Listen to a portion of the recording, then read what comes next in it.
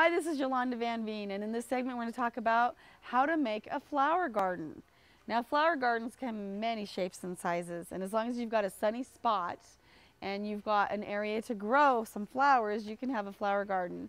You can grow flower gardens in raised beds, and this bed right here has just got cement blocks on it.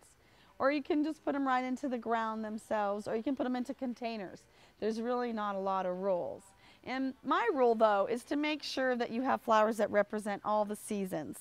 So you want to have hyacinth in the early spring and cyclamen, and you want to have lots of tulips, and then you want to have perennial and pansies and all types of foliage and azaleas. And always remember, with a flower garden, it's not just bulbs and perennials.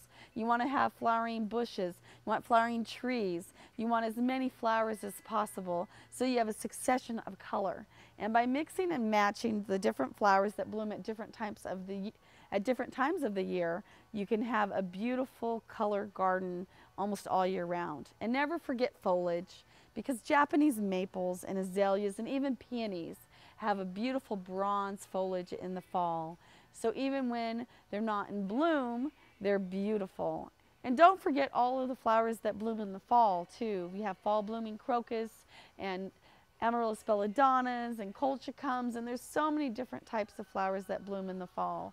So by mixing and matching your trees, your shrubs, and your flowers, your perennials and your annuals like pansies that you have to replace every year, you can have a succession of color and you can have a beautiful flower garden.